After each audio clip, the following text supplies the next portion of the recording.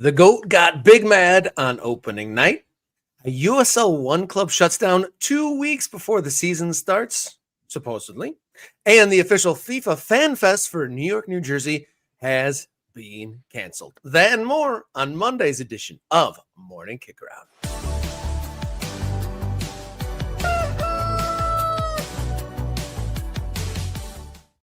Hello and welcome to the show. You found your way to Morning Kick Around, the show that dots the map of the ever-changing American soccer landscape. My name, Robert Kerr, coming to you from the hockey epicenter of North America. And to my side, we got Jason Davis, radio soccer guy, coming to you live here. How you feeling? I'm good. We haven't done a jersey check in a while. It's something we were doing a while back where I would wear one of the bunch of jerseys. Like I had a bunch. I don't know what the number is right now. And some of them are very esoteric, off the beaten path. They're not, I don't have any Manchester United jerseys over here, Rob. I don't have any Liverpool jerseys over here. I don't even have any Fulham jerseys over here. I'm like American soccer rich when it comes to jerseys. And so I wanted to highlight this one. It's been a while since I got this one from Minneapolis City, but I do like it. Obviously, big wing on the shirt. Very cool little club up there in Minneapolis, Minnesota, the Twin Cities. The Crows is what they are, Rob. So shout out to the Crows.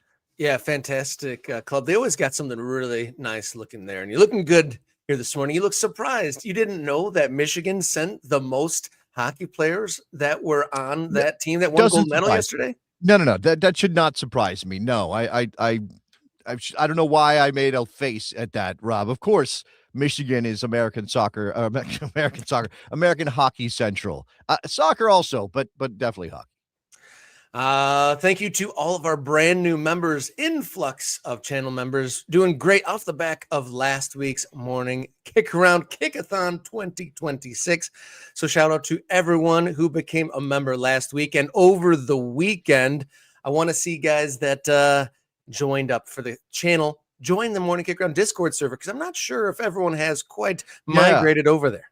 Yeah, I was going to ask you. This weekend was very busy for your friend Jason. I didn't have a lot of time to dive into the Discord and check what's going on. I see there's a lot of activity, though. So some people were in there chopping it up on soccer, American and otherwise. We have an England channel for some reason. Why do we have an England? No, I'm just kidding. Of course, Rob's got his Liverpool and various other people care about the English game. So we do have that. At MLS, obviously MLS would be popping right now after the first weekend of the season. Lots to chew on from MLS Week One. I mean, we're not going to analyze every moment of it, but we do have some things to get to from MLS Week One that I think are fascinating. So, and I know there's also a discussion happening around our video last week about just how relevant MLS is in sort of the American sports landscape. Yeah, good show on the way. We're going to talk about Major League Soccer's opening weekend, some trials and tribulations going on in lower league American soccer, and in the organization of the world's biggest soccer event. I would say a fluid situation as it goes now, as we learn more about New York, New Jersey's watch party being scaled down significantly. Before we dive in, seriously, I want to shout out Mr. Bob again, doing it from New Mexico. I think I don't know. A shout out to Bob. Bob keeps killing it. Bob is helping out the show. Be like Bob. Just a little bit of coin every day helps Morning Kick Around grow, helps us get our ducks in a row for the big show coming up in Providence. I'm sorry, Pawtucket, not Providence. We're flying into Providence, probably, but then we're going to do the show in Pawtucket. So, your every little bit helps. We're putting together the equipment list. I was thinking about that this morning, Rob. So if you want to be like Bob, we would very much appreciate it. Yeah, big thanks to Bob, previously a Spotlight member on this show. We will get and acknowledge all of our brand new members at the end of the show, so stick around for that. If you'd like to support the show like Mr. Bob has, you can do a super thanks here and now. You can become a member, or even with no cost at all, become a subscriber. If you'd like to donate directly, ko-fi.com/morningkickaround. You see it on the screen right there. Great way to support the show directly. A little bit less of a cut going to the middleman, so a great resource if you'd like to donate to the show. Can't forget, we're also a podcast. Find us on your favorite audio platforms. We're on social media at NM Kick Around on all the social media platforms. We're also a store, MK Merch. People have been collecting their t-shirts and hoodies. Morning Kick Around merch available there. Don't forget about those hoodless sweatshirts. Get your hands on a hoodless sweatshirt. If you don't like a hood, if you don't like to be weighed down at the neck area, you get a hoodless version over there as well. The day my hoodless sweatshirt comes in through the mail will be a watershed moment for the show. I can't wait for that. And then last little update before we get to the meat and potatoes, morningkickaround@gmail.com is the best way to get a hold of us. If you've got an introduction, a note, a tip on a story, or some business inquiries, hit us up, morningkickaround@gmail.com. All right, you ready for the show? Let's go. All right, let's kick it. Morning Long Balls here. Morning Kick Around. Let's go.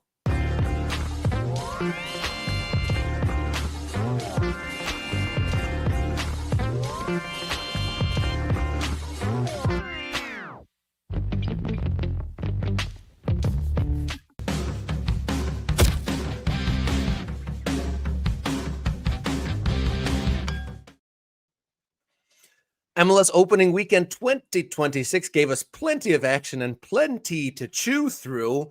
Headlined, of course, by LAFC hosting Inter Miami at the biggest opening day crowd and the second ever largest crowd to attend a Major League Soccer game. Over 75,000 in attendance to see LAFC dismantle Miami 3-0. And the one Leo Messi a little bit upset after this one.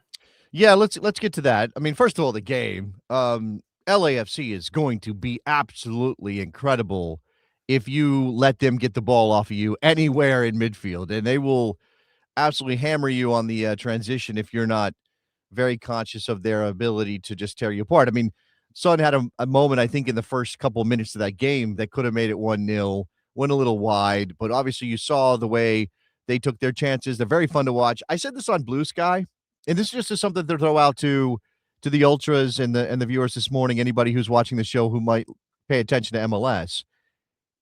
Is Denis Bouanga the best pure athlete to ever play in Major League? I mean, I know it's a big statement, and it's kind of like I understand what I'm doing here. It's bait, but I was going to say my question was: is he too good for the league? I was going to ask you that. That's not a thing. We're not doing that. Come on, he's in the league. He likes the league. He's playing in the league. He's 30 years old or whatever he is now, so his window on maybe going back to Europe is probably closed. He's a star in LA. He's playing with Son Heung-min. That's incredible. They're a great combination. But anyway, he's just an incredible athlete, Denis Bouanga. Like, he's a great soccer player. And you can be a great soccer player without being a top-level athlete. Like, yeah. Close control is not really about athleticism. The ability to pick a pass is not really about athleticism. But Denis Bouanga is such a great athlete. But you mentioned Lionel Messi being un poquito molestado after the game. Like, just a little bothered by some refereeing decisions. And we have this video that made its way around social media. Let's watch what Lionel Messi did after the match. There's Leo right there. Without and he's getting pulled back by who? Luis Suarez. The voice of reason, Mr. Luis Suarez. That's what everybody says about Luis Suarez. If you say one thing about Luis Suarez, you say that he's the voice of reason, that he's the peacemaker in the crew. Okay, look, there they are walking back. So they were in that door for mere seconds. I don't know if Luis talked him down or just pulled him back and Messi thought better. I don't know what happened there. But obviously that's not a great look for Lionel Messi to be pulled back. Now, you can't hear Messi. There's no audio to go with it. You don't see him. It doesn't look overly aggressive, right? Messi clearly wants to go in that door, and Luis Suarez clearly thinks better of it and tries to pull him back. So it doesn't look great. But the aftermath of this, because everybody saw this video, and there were reports out of the stadium that Messi had gone to confront the referees, and that's where the referees were, apparently, right? That's why he wanted to go in that door, to have a conversation with the referees. And after the game, people were like, oh, Lionel Messi's going to get in trouble. Remember Matt Miazga did this, went into the referee's room and got suspended for it. And I had a lot of people in my mentions on social media saying, oh, well, Matt Miazga got suspended. What about Lionel Messi? There ain't nothing there. It's a bad look. And the problem, of course, is that you can't really win if you're Major League Soccer.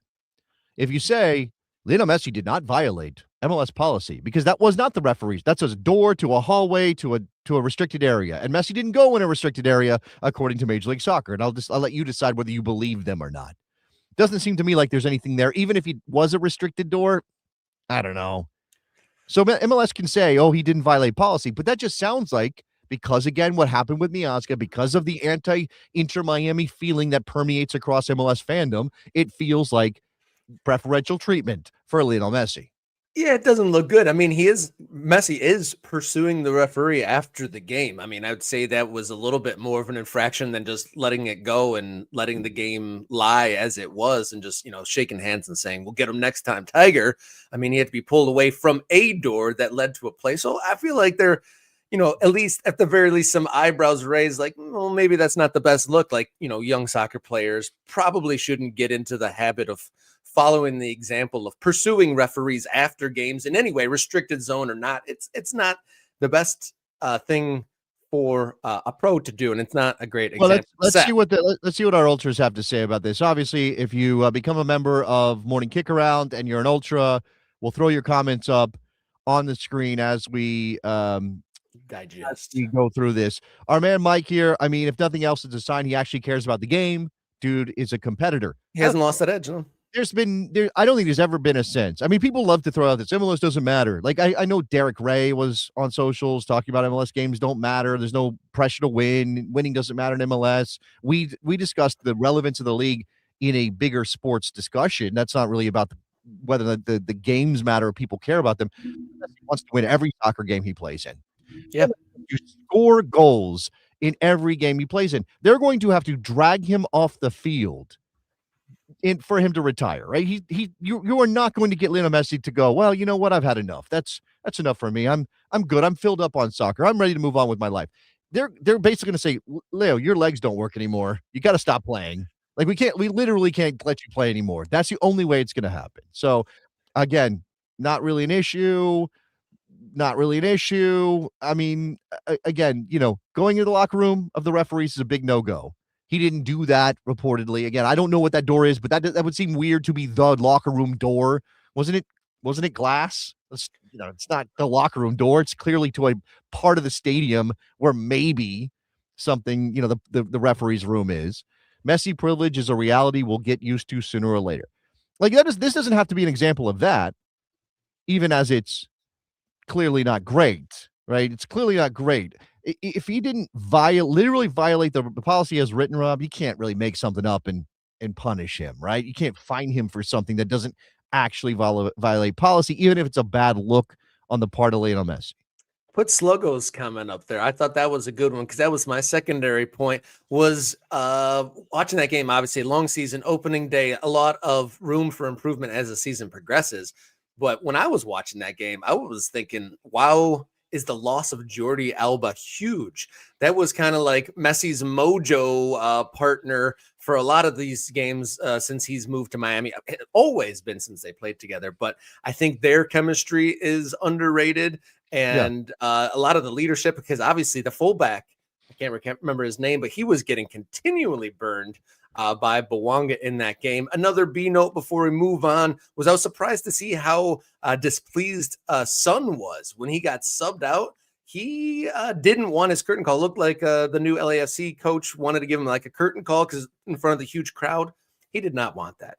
I mean, again, like you guys, we can say this stuff all the time about, oh, these guys come over here for a vacation. They're just here to clock a big check before they ride off into the sunset or before they retire. And look, is Son the same player he was 5 years ago at Spurs? No, because age is a thing and time is undefeated, right? Of course, he's not the same player, but he's still pretty damn good. I think he could still do a job for a lot of teams in a top league somewhere in the world. He chose to come here. He wants to win. He wants to win trophies, right? Lionel Messi didn't. I think this is going to sound weird to people, but I think this is true. Winning the championship in MLS last year for Lionel Messi didn't mean any less than it meant to win a title at Barcelona or win the Champions League title, because it's the league he's playing in at the moment. It's the thing he's doing now, right? Like, when he gets done with his career and he sits down and he does interviews, of course he's going to say the Champions League was the biggest thing he ever won, or a World Cup title was the biggest thing he ever won. Clearly he's going to say that. But in this moment, I doubt it feels any different for Messi to go try to win an MLS Cup title as it did to win a La Liga title or a Champions League title. So again, these guys are incredible competitors, and it's great that we have them in the league. And yeah, imagine that. How often has Son played in front of 75,000 people? How often has that happened in his career? It's not a week in, week out, that's for sure. No, definitely not. Other notes from across opening weekend: the Red Bulls won at the weekend using 3 U18 players, which hasn't happened in Major League Soccer before. And Diego Chara out in Portland notched his 400th match. So some incredible milestones over the weekend. I mean, shout out to Michael Bradley and the Red Bulls. I mean, I don't know that everybody is super high on Orlando City this year, but going away and winning in MLS is never easy. And for that team to get 2 goals out of Julian Hall, the 17-year-old, again, with basically like a U18 team out there, U18 and Emil Forsberg is kind of how it worked out for the Red Bulls. You know, Dylan Nealis, not Sean, his brother, but Dylan Nealis out there. So a couple of older players, but they are, if they can win with kids, what a story that'll be. Like, I think it will be difficult. There'll be moments you come out with your enthusiasm and your adrenaline pumping and you win a game against, again, an Orlando team that maybe isn't anybody's idea of the best in the Eastern Conference.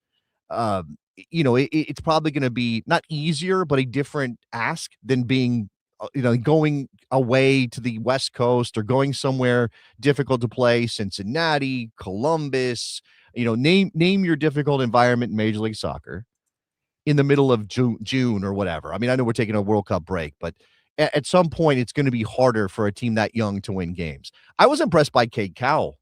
Like, I thought he looked really, really good. I know he had moments in Mexico. It didn't always come together for him down there. This thing about whether he's at a U.S. international kind of colors everything you think about Cade Cowell, but playing on the right instead of the left, because he's a right-footed player, and we're playing inverted so much now. The game is so tilted towards inverted wingers that for him to play on his natural side, I thought he was very good in that game. Yeah, interesting opening weekend, plenty of goals, but let's move on to our next story here on Monday's edition of Morning Kick Around.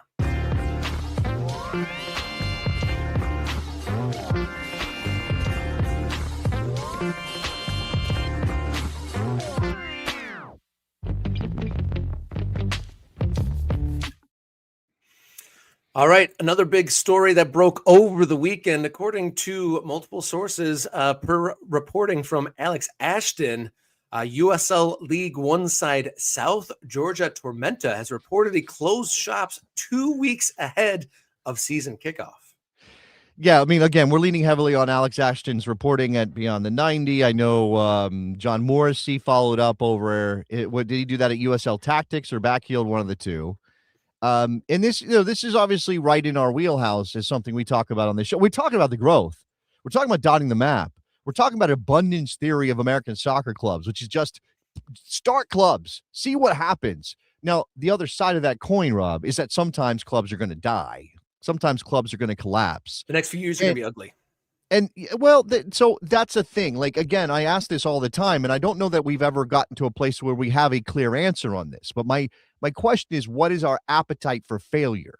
What is an acceptable level of failure in order to get to where we want to go with soccer clubs dotting our map as a country? Because that's the only way to kind of get the full tipping point, right? Get to that moment when, we've got professional clubs in 70 places or 80, 90, 100 places. And then they obviously, hopefully, not only have a stadium, not only play good soccer at the senior level, but launch academies and connect with the communities and create an environment where soccer fandom is a central part of your civic identity, which only means lifting the game, right? So we want that. Now, but if you launch clubs, it's not going to be perfect. This is still a tough sell. Soccer is not an obvious success in every place. It's not an easy success story. And Statesboro, Georgia was always a weird place to put a soccer team. A pro soccer. It was always like, and I remember back when I was doing my radio show, The United States of Soccer, and I was doing 3 hours on just American topics. We talked to the people from South Georgia Tormenta on a number of occasions. Like, Tormenta came up. They won a championship in 2022. They won that championship, I think, Rob. This is a team that found success on the field. They sold some players abroad within USL to USL championship teams, right? They had sort of all this outward signs. They had all the outward signs of a small market team that was going to be able to find success because they understood what their level was. And here it is, 4 years after their championship, 3.5, and it's all collapsing. And it looks like they're done. And their average attendance last year, less than 1,000 people. We were trying to determine, was it 700? Was it 500? Less than 1,000 people showed up on average to Tormenta FC games last season. So, again, like, did people not show up because it's just impossible to make it work in Statesboro? Did people not show up because the team screwed up marketing what they had? Did the team screw up because, like, is there blame to level here that is a black mark against the approach that USL has taken to putting teams on the map? That's a question I don't know if I have an answer to. No, and the powers that be, the league and the club, yet to confirm anything. And we have one of our very engaged MK Ultras throwing us some money. Thank you very much, Mr. Hunt. But he's saying that there's whispers of a Hail Mary coming their way. And wait for anything from the league first. Also heard the draft is a no-go. Part of Alex Ashton's reporting is that there was a draft for the 17 players that were on contract for Tormenta. That seemed like an odd mechanism in general, but well, I mean, dispersal drafts. That there's a Hail Mary. I'm assuming that would be like a last minute.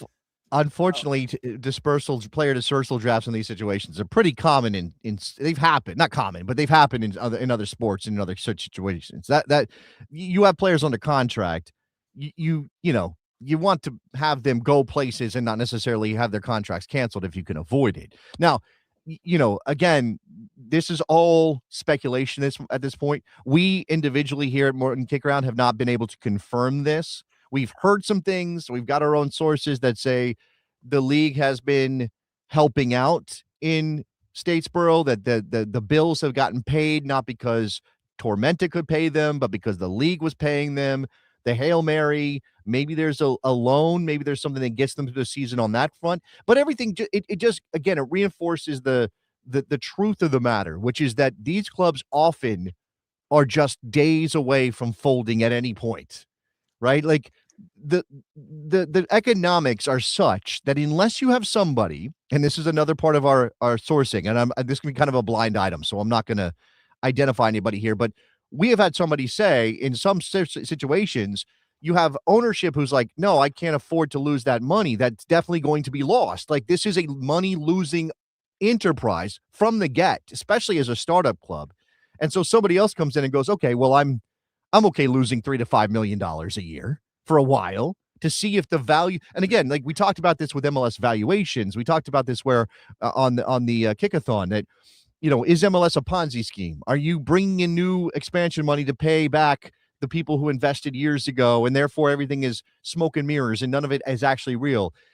I understand that attitude, but again, from an economic perspective, it is real as long as people are willing to lose money when the revenue isn't there, because in any other business, Rob, you want to see revenue. Like, if Rob and I went and said, we're going to go sell our company. We have a company behind Morning Kickaround. Rob and I are equal partners, 50-50 share. We want to go sell our company. The first thing somebody who might be interested in buying our company is going to say, well, how much money do you bring in? What's your revenue? What's your projected revenue down the road? Right? And so for a soccer club in America in particular, but also in a lot of places around the world, there is no revenue, or the revenue gets eaten up by the cost, and then you're losing money. And again, the sale here, the thing that makes a club attractive is either just that sense of, I get to be involved in a piece of civic identity. I get to be involved in that thing that connects people like a sports team, because nothing else can do that except a sports team. Oh, and by the way, maybe my franchise value goes up and I get equity on the franchise and I sell down the road and make all my money back and more. I may be losing money now, but if I sell this team for 500% of what I paid for it, I will make money in the end. That's how this works. And if you don't have people willing to step up and invest at this level, then clubs are going to die. Yeah, are owners willing to go into this as a money losing venture? Are they going into this be like, I got soccer team that equals big money? Then a lot of these projects are going to be in big trouble, because at the core of it, I think that's where we're wrestling with the business versus the community aspect of it. Is what are they willing to give up to make this thing happen? Are they saying in 5-10 years, I'm going to make X amount of money? That's a dangerous situation to be in. And then also I think it was a separate Beyond the 90 article talking about, what about those existing USL club owners adding 50, 60, 70 new clubs? What does that do to their club evaluation? Yeah. I understand maybe it's definitely like you got to hold tight because you got to see the long game. Like, But okay, so in 5-10 years, we're going to have this whole huge thing. But here in the now, every day that one of these right, but announced, that explains their franchise gets weaker. This is the unifying theory that explains why USL is doing Division 1 and Pro Rel. Again, we can go as fans, as people not engaged on that side of the business, we can look at this and go, well, that's what you're supposed to do. You're supposed to have promotion and relegation. Clubs should be able to move up and go down, and you get penalized for being bad, and you get rewarded for being good. Look at how it works in the rest of the world. And we see this as just the way soccer is supposed to be. That is not the calculation happening in Tampa. The calculation in Tampa is, oh, well, maybe that's the way the soccer is supposed to be, but also this is the way we build out how we can dot the map. That's probably not their language. We created that here, but this is how we dot the map. This is how we get more clubs. This is how we make more money. Okay, I'm not even applying a harsh read to this. Like, I'm not even saying that's a bad thing, because if you do not have incentives in the system, there are no new clubs. And the number one incentive for anybody to get involved in anything like this is money. Again, whether it's value now or value later. And if you're playing a longer game, and I know that, again, lower division soccer, often a vanity buy is what I saw there. That's true. Sometimes it's a real estate play, right? Sometimes the club is attached to something else that you're trying to do business-wise. Your money may not come directly from the club, but your money will come from some other thing that you can use the club to leverage. Right? So making money is not necessarily a bad thing, but this is why USL is doing this, right? They know there's going to be attrition. They know clubs are going to die. But if you flood the zone, if you've got clubs all over the place, that becomes less of a problem. And if you build out a structure that allows teams to go up and down, you create this extra tension and drama within the system. You can say, so what if there are more clubs? And that would normally mean that your value goes down. We've got a system now that can create more value through promotion and relegation, through advancement to the top division, through potentially access to the CONCACAF Champions Cup. Yeah, that's a big carrot for folks to strive for. But are you essentially saying, like, we might gain 50 and lose 30 of them? That's a lot of heartbreak. Well, that's what places. I'm asking. I don't think so. I don't think that level of failure cannot be acceptable, right? Again, I've come to this place in my thinking, in my philosophy about this, because I used to mourn every single dead club in a dramatic way. I mean, the tears were pouring down my face. What a travesty. What a tragedy. What a disaster for American soccer that we've lost yet another soccer club. And again, in my room around me right now, and I can't move the camera, but you can see some of them here probably. There are dead soccer clubs. I am surrounded by ghosts. I am sitting in a room of soccer ghosts right now. And to me, that's sad. That's a tragedy. That's horrible, especially when people have given their time and money. When the club launches, they get all excited. I'm going to be a soccer fan for life. And then the club gets yanked out from underneath them, gets stolen away by circumstance, by bad business, by poor decision-making, whatever it is. That's a tragedy. But I've gotten to this place in my philosophy. We've been losing clubs for 50 years in this country. More than that, if you want to go back to the ASL and all those things. But in terms of major men's outdoor leagues, professional operations, we have been hemorrhaging clubs for 50 years. We've been adding a bunch of clubs. Some of them have worked, but we've hemorrhaged clubs for 50 years. If we were doing it that way in hemorrhaging clubs, no pro rel, no connective tissue between divisions, no idea of just making it happen no matter how you can make it happen, and even if this feels like it might not be on stable ground, we're still going to do it anyway. That all that stuff at a previous point in my thinking would have bothered me. I'm over it now. I have to be over it, because if that wasn't working and we were hemorrhaging clubs, try something else. And again, you're going to have to accept that there's going to be failure in the system. I think USL should do everything it can to prevent that failure. I don't mean give Tormenta money necessarily. I don't, I mean, again, let's go back to the origin of these clubs. Let's make sure we're picking people and clubs and locations and stadiums that make sense, that feel like they're going to have a long lifespan. You can't guarantee it, but you don't do, you don't just put a club somewhere because, oh, well, one guy says he's got a little bit of cat. Like, you have to vet people. You have to make sure that there's a market there. You have to make sure that they're putting the effort in to sell the tickets and make the money to just keep the club afloat. I want there to be a plan. But again, there's a level of failure that's just always going to be there. Between the USL League One kind of ownership, musical chairs, and the USL Championship labor negotiations, you feel like the USL ecosystem is walking a fine line right now, and we are on the edge of possible greater success than ever, or a real a backslide, shall we say, in US American soccer. And maybe I'm wrong. Maybe people will take issue with this, right? Again, do you accept a certain now? If you were one of the fans of a club that folds, right? This is that thing that we do as human beings, where we overemphasize the things in our particular little world when there's a greater good out there, right? Yeah. It only matters to me what happens to me. I don't care if it hurts everybody else. If it's whatever is best for me is what I want, and forget everybody else. Like, I feel like there's something like that could be happening here in soccer as well, where I'm sitting here looking big picture. It's what I've been doing my entire career. But I can't forget that there are people who are going to be brokenhearted when their club folds. And there will be people that will leave the game and walk away because their club folds. And that is to the detriment of American soccer. But again, at this point, if we've been doing that anyway for 50 years, why not try something else? We plan on having Alex on the show later in the week, and we'll keep an eye on things, how they play out this week. This seems like an important week in USL's 2026 calendar and possibly beyond. Let's take a breath, come right back, and we'll talk World Cup watch parties here on Morning Kick Around.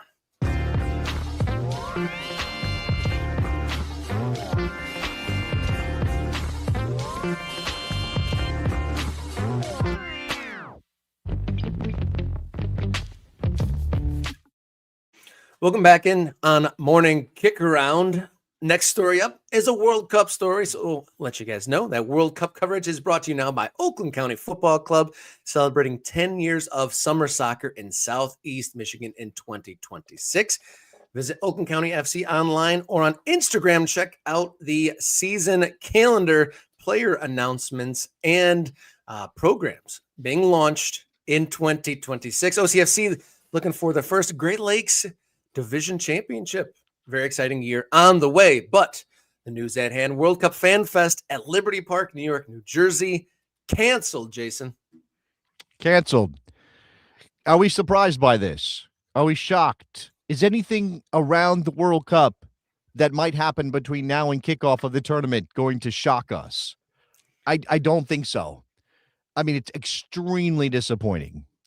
It is extremely distressing in terms of what this World Cup is going to be and what it could have been under different circumstances. And, maybe this was always going to happen. Like, maybe we just reached that point now where host nations and the local governments who have to be involved in these things are going to say enough is enough. Like, we're aware of you, FIFA. We see your game and we ain't playing it anymore. Like, maybe this was always going to happen, but it definitely doesn't, it's not good. You can't be like, oh, well, that's a good thing that we lost the World Cup Fan Fest. Again, this is starting to feel like this tournament is getting smaller and smaller and smaller in terms of who it's going to reach, in terms of who can actually connect with it. I mean, the ticket prices are one thing. Like, getting in the door to see a game means taking a second mortgage. Like, that shrinks the available pool of people that can go to matches. I expect it'll still be relatively good on television, although, we may need to talk about coverage of plans and things like that. I do think it's worth noting that here in these United States of America, Fox has the English language rights, and I believe Telemundo has the Spanish language rights. and I'll let you decide. Aprende un poquito de español. I would encourage people to maybe pick up some Spanish for the summer. That's all I'm going to say. And then, yeah, okay, go ahead, Rob. But to your point, before we get to the details, the exacts of the reporting on this, have you ever been to an event like maybe 10, 15 years ago, and that same event is still happening now? And with the prices increased, you see who is able to attend these? Because if you go to I've been to, there's an act or a festival in Detroit called the Electronic Music Festival, and the crowd that was there when that was a free festival and a very low cost festival compared to now, where it's like $80 just to get in the door. Very different crowd indeed. Yeah. And who that caters to is a very different type of person indeed. But the Fanfest that was due to be open the entirety of the largest ever World Cup at Liberty Park, right there, overlooking the Statue of Liberty, that has been canceled due to large-scale policy changes by the new New Jersey governor, Mickey Sherrills. And so it was replacing by a $5 million initiative to bring World Cup watch parties to the neighborhoods. The New Jersey Economic Development Authority, in partnership with the Planning Committee, will support community events across the state to create the fan experiences. So it sounds like my eyebrows went up when we talked about this Fan Fest earlier, when they were saying the security on its own would cost about $1 million per day. And that seems more than onerous on any city's budget, let alone like one of the biggest cities. But that I knew was in trouble when it was $1 million a day. So they're trying to spin this as we're going to go to small, more neighborhood type locations rather than having this big official grandiose thing at Liberty Park. Yeah, I mean, that's not look. I guess everybody's going to want to interact with the tournament in their own particular way, right? And maybe going to a massive fan festival is not your idea of a good time, right? When it comes to watching a game on a big screen, maybe that wasn't the vibe. But I actually do think that, if you can't go to the stadium, which is the best way to interact with the game, of course, being around people who are sharing your, there may be two teams and there may be a split in terms of the fan bases, but you're going to enjoy that energy, right? That is a visceral thing as human beings. It's an incredible thing to be in a room of people shared celebrating. Experiences. Not many shared experiences. Yes. This is supposed to be one of them. Exactly. And I mean, in a world of loneliness epidemics and those kind of things, to be able to hug a stranger because your team just scored a goal in the World Cup is beautiful, right? It has a beauty to it that we're now losing because these events cost too much. And I don't blame Mickey Sherrill, and I don't blame the state of New Jersey, and I don't blame anybody involved in having to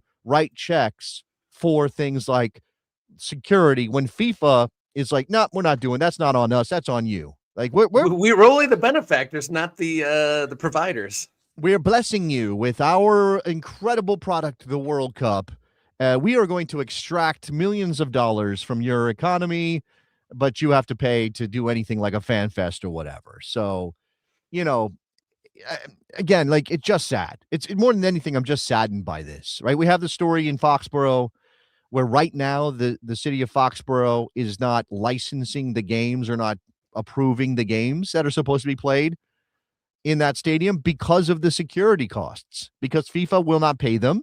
There's a $7.5 or $8 million security bill that is sitting there that Foxborough says, well, as a municipality, we can't pay this. We didn't ask for these games to come here, right? You just kind of forced them on us because, whatever. Like, why doesn't Kraft do it? I think probably Kraft will in the end. But that's again, it just points to the issue here that we were all naive for years and years and years and years. And we went, you bring the Olympics or the World Cup to our backyard. Of course, we're so lucky to have this event. We'll happily spend all this municipal money to host these games or this event. And now these municipalities, these states, and I'm not going to get into tax policy here. I'm not necessarily the guy you should be listening to, but when we have decided as a country that we just do not do taxes, or we don't do enough taxes, or we don't like money being spent on, again, I was talking about my experience versus the greater good, right? Like those things are out there in the way that people think and how tax policy is written. And yeah, maybe there's waste in the system, sure. But a lot of this comes down to the fact there's just not enough money to go around. So why would the state of New Jersey spend millions of dollars on the Fan Fest when ultimately they're not going to get that much out of it. And remember, originally it was, we're going to charge $10, try to offset it, to at least have it. And now they're like, well, can't even make that work anymore. And they also noted this could just be to add the reasons to cancel this, but they're also saying that this is a public park, and closing down a public access park for months on end isn't necessarily fair to the taxpayers. Weeks on end, not months, but weeks on end. Yeah, for sure. Yeah. Was it 6 weeks? No, I don't think it's quite that long. I don't think it's quite that long. I don't know how much prep would be involved in then taking everything down. But yes, absolutely. Like, public park should be open for the public. There are lots of people who are like, I don't give a crap about the World Cup, and I want to go enjoy my Liberty Park. So yeah, okay.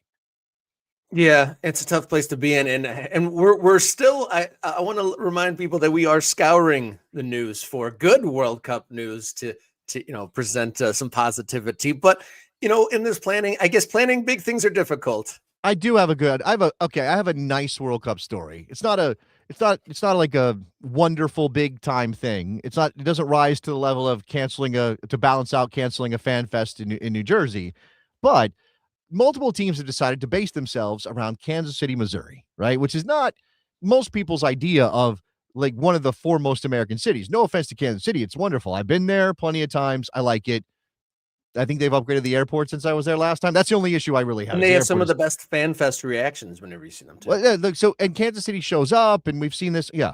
So multiple World Cup teams, rather, are going to base themselves around Kansas City. One of those teams is Argentina, the reigning world champions, the nation of Lionel Messi and all these great players that they're going to bring to the World Cup in 2026.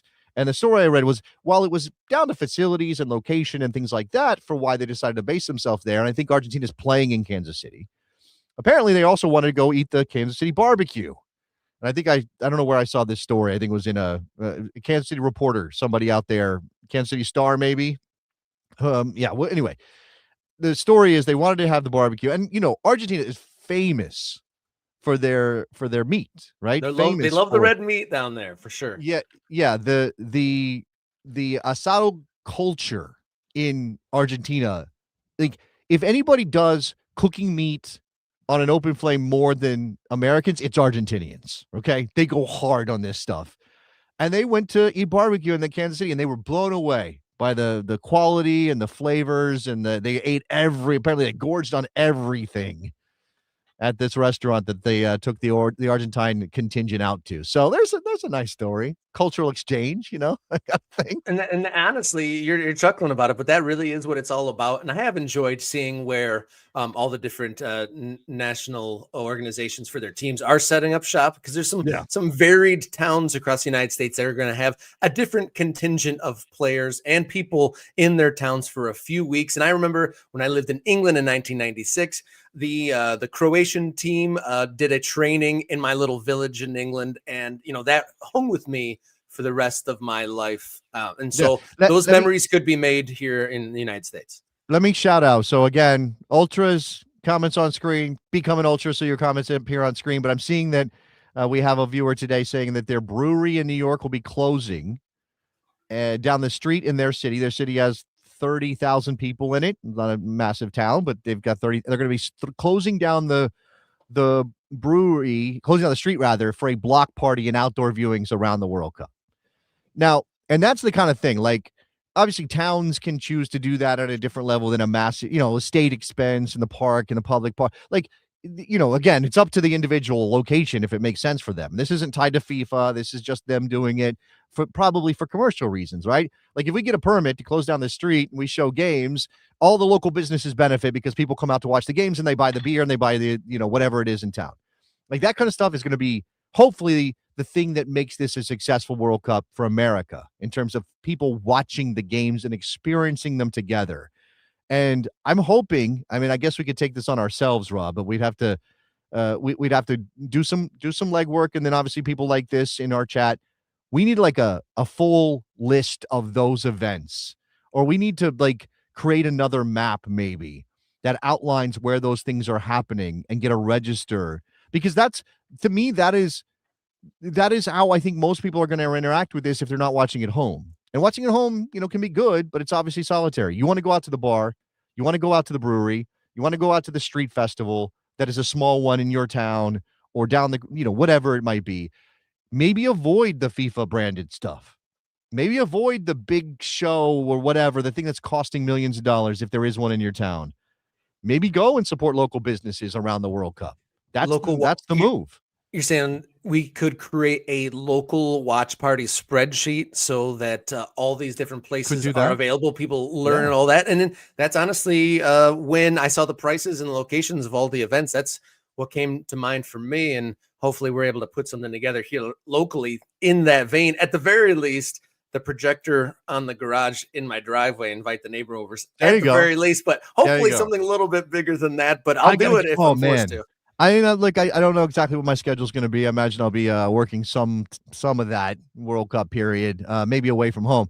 Got to get one of those big inflatable ones. But see, the problem is you can't really do that. You have to. How do you do that during the day, Rob? What's the trick?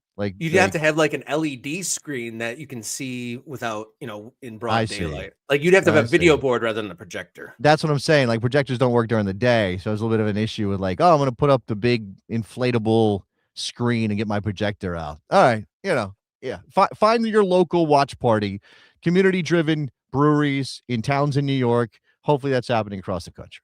Yeah, sure hope so. And not coincidentally, I remind you guys that World Cup coverage is brought to you by Oakland County Football Club, who are celebrating 10 years of action on the field in Southeast Michigan this summer, bringing the world's game to your neighborhood. Visit oaklandcountyfc.com or the Instagram for the schedule, special updates, and more. All right, we're going to come back, wrap things up, maybe a little more news coming to you here on Monday's edition of Morning Kick Around.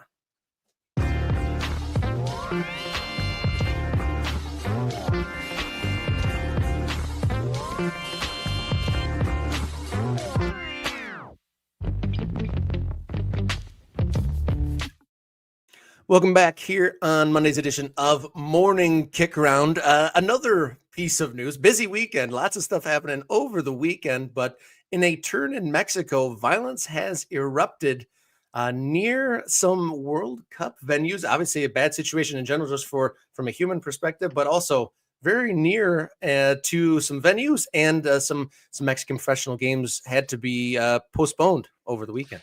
Yeah, this is obviously not good. I guess there is a good aspect to this if you don't think that drug lords need to exist, because this is all sort of centering on the real world event of a Mexican cartel drug lord being killed by the Mexican government and the fallout from that. So this is El Mencho.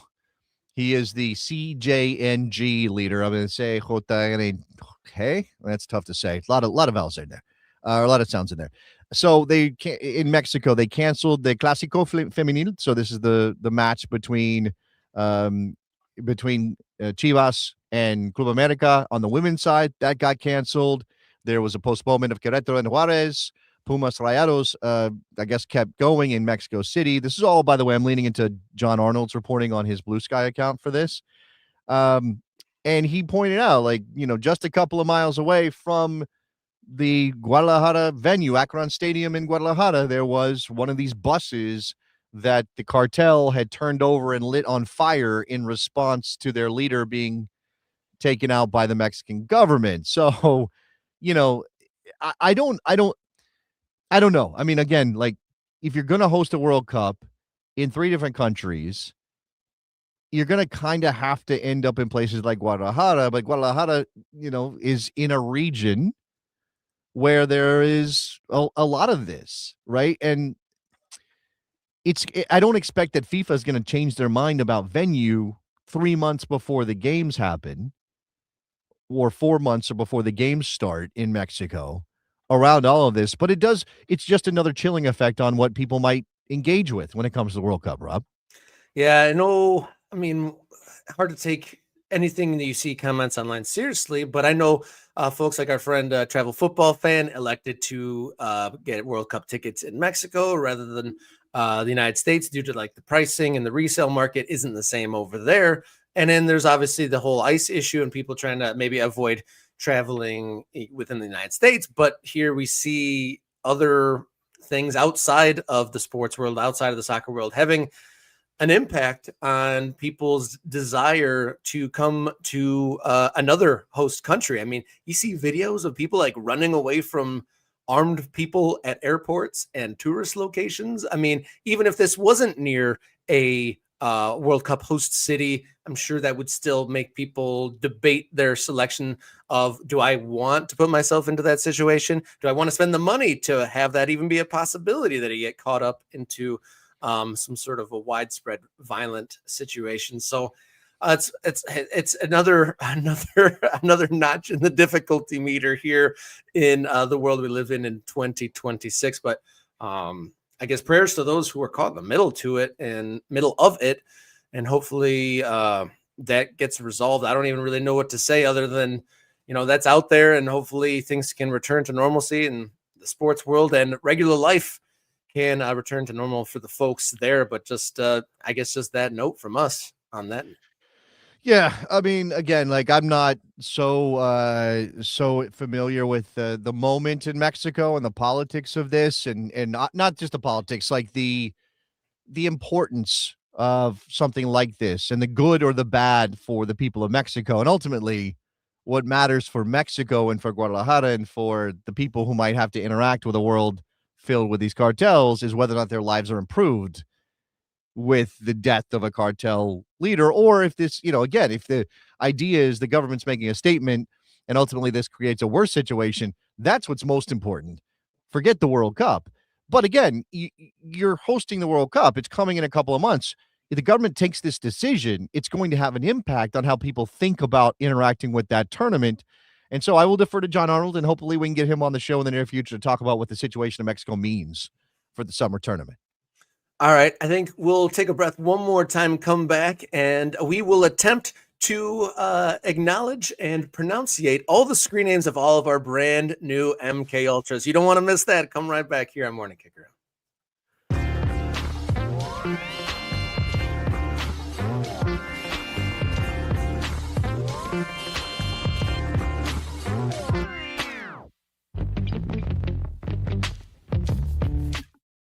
All right, welcome back in here. Monday's edition of Morning Kick Around.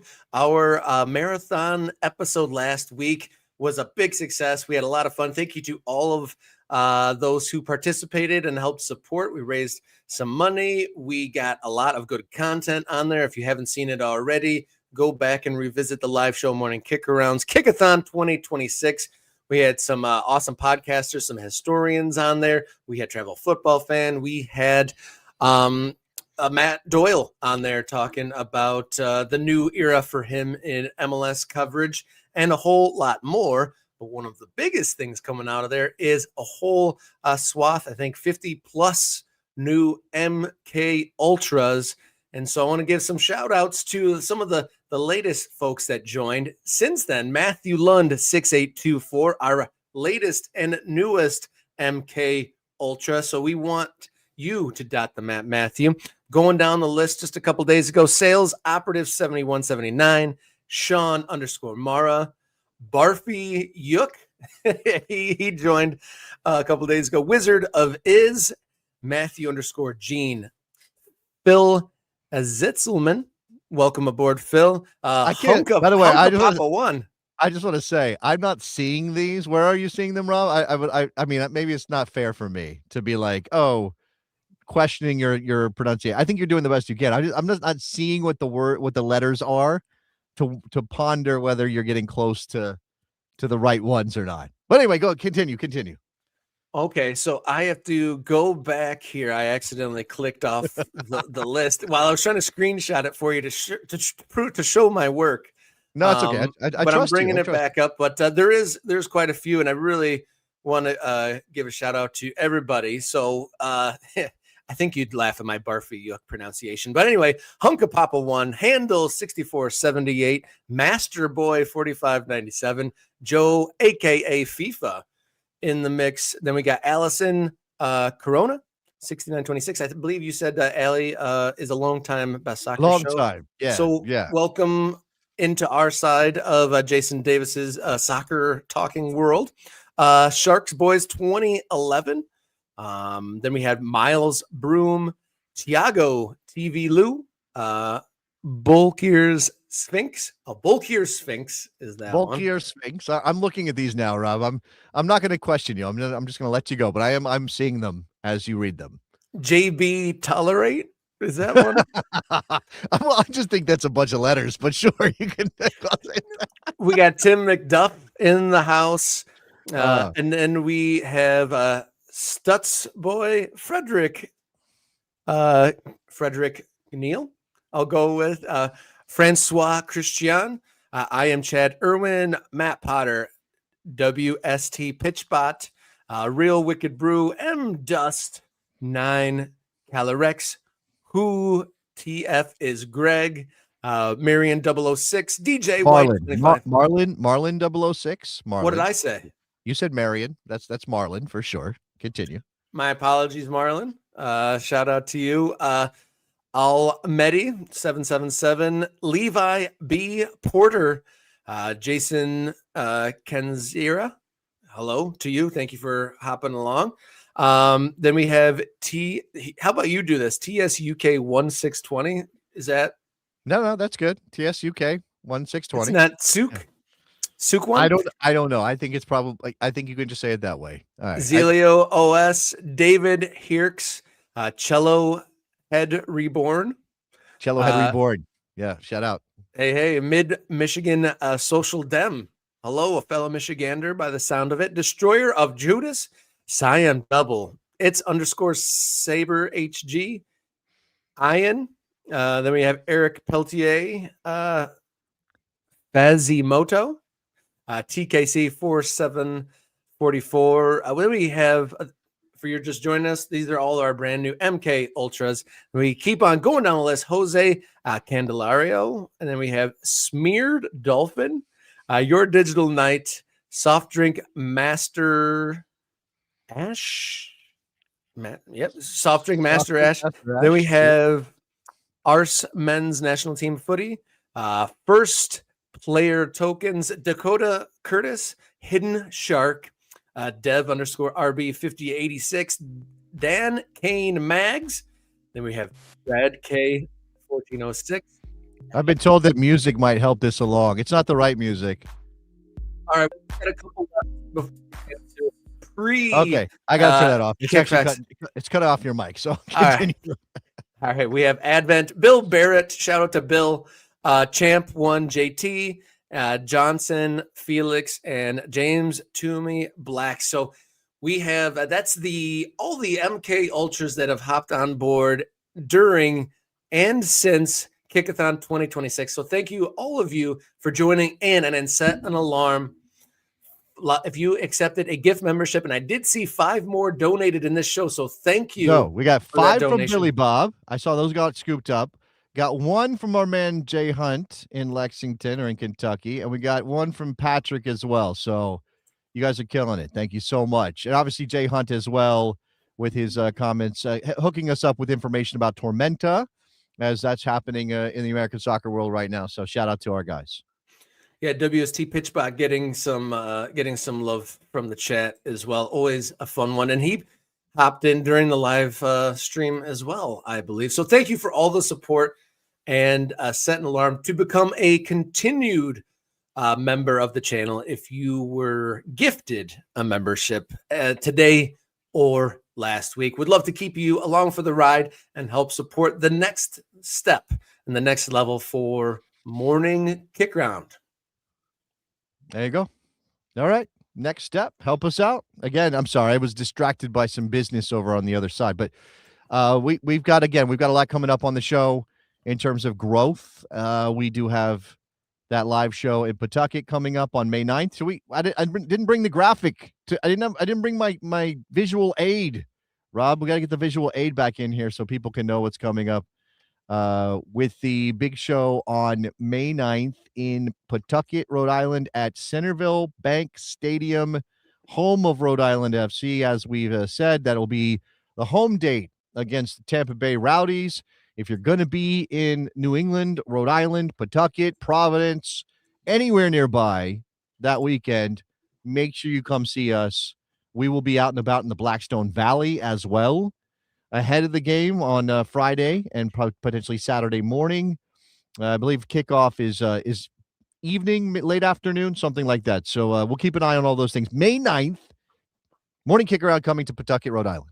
Yeah, I'm interested because it'll be my first trip to New England and the East Coast. I'm interested to learn the history of Pawtucket and that whole area, early origins of American and pro soccer right there. So hopefully we get to learn some history and meet some fans there and get to know the soccer scene. I want my own personal soccer map dotted in Rhode Island. And then just obviously going to a game and doing a show from the game. We had so much fun out in New Mexico doing our college game day style live show from the stadium. Can't wait to do that again. And we shouldn't move too far along and talk about MK Ultras or the MK collection of merch for the show. I've got it there. We have the graphic there waiting in the background, and there it is. The MK collection. We got t-shirts, we got hoodies, hoodless sweatshirts, and more. A lot of people have been scooping those up and be amongst the efforts to support the show and just rock the show on your chest, on your shirt, your sweatshirt, hoodless sweatshirt, and all of that. Morning Kicker, and a lot of it helps us. And then just some fun sweatshirts to get the brand out there. Bob wants coffee cups. We'll see about that, Bob. We didn't want to overdo it, right? So look, anybody who has made a t-shirt in like the modern world knows that you just go to a website, you upload your design, and they're like, yeah, we'll sell that to whoever wants to buy it. We're not stacking boxes of t-shirts and hoodless sweatshirts in our houses right now. So if we add a coffee cup, it could work. If there is a demand, happy to throw that up there. We just didn't want to have 12 different designs, 18 different products. We wanted to keep it relatively tight. We wanted to focus on just the name of the show and the logo, Clank the Clanger, because why wouldn't we put that on a t-shirt? Why not? Obviously, Dot the Map, which is the whole theme of the show. So, but we'll work on that for Mr. Bob, who definitely deserves it.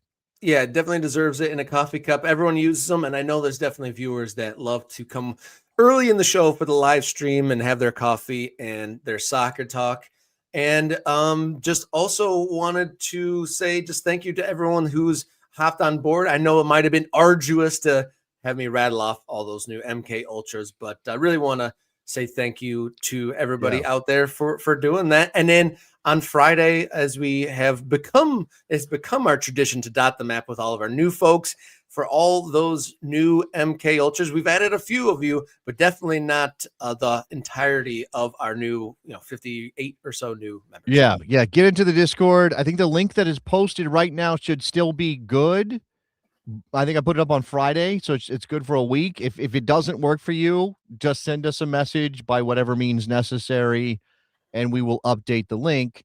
I would also ask anybody who has made a Morning Kick Around store purchase, whatever product you have purchased, and when you get it, send us pictures. Send us pictures. Let us know. Like, I want to see you rocking it out in the world. Hopefully we get some people out in some soccer events. I know one day we'll need to get scarves and things people can hold up, celebrate. I mean, a Dot the Map scarf sounds incredible. That sounds like something we absolutely should have at all these little, smaller clubs, not little clubs, but smaller clubs in places where people might not expect soccer to be popping up. Dot the Map, baby. Yeah, one of the threads on the Discord is soccer in the wild, and hopefully that gets injected full of life now that games are back in action here in 2025. Obviously, MLS started this weekend, USL Championship in about 2 weeks, and then a US Open Cup in March, as well as USL League One. So a lot more opportunity to capture soccer in the wild and add that to the Morning Kicker on Discord server, but plenty of great conversations from local, national, USL, MLS, and everything in between. Great place for the American soccer conversation. All right, later in the week, we are going to dot the map. We're going to count down to kickoff, actually. We're going to go to Boise midweek. We're going to learn a little bit about their stadium and all the things that they've built out there prior to their League One debut. And at the end of the week, I think we're going to dig more up and learn what's going on behind the scenes at a couple different USL One clubs. Yeah, we got some good stuff coming up on the regular show this week. I did tease this on the Kickathon last week that we were going to work on some bonus content, maybe Tuesday, Thursday, depending on schedule, a live hour with the Ultras, only Ultras, because you're supporting the show directly. and giving you some extra stuff. Maybe we come up with a couple ideas, throw a poll into the Discord, Rob, or on the channel page as well, just for the members so they can vote on what they want us to do, right? We talked about maybe creating some fun 11s, doing some drafts. Maybe we'll do some badge reviews. Always good to do some stadium rendering stuff. Like we can do like a comparison.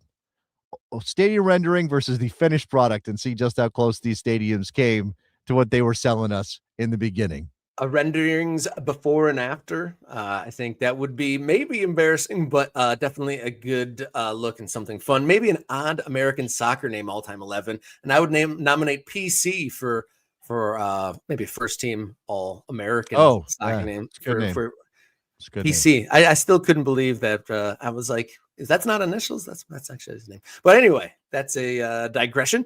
But I think that does it for today's live edition of Morning Kick Around. Be sure to check out the channel for all of our posted segments. We'll be back Wednesday. And until then, everybody, stay warm, be brave, and enjoy your soccer.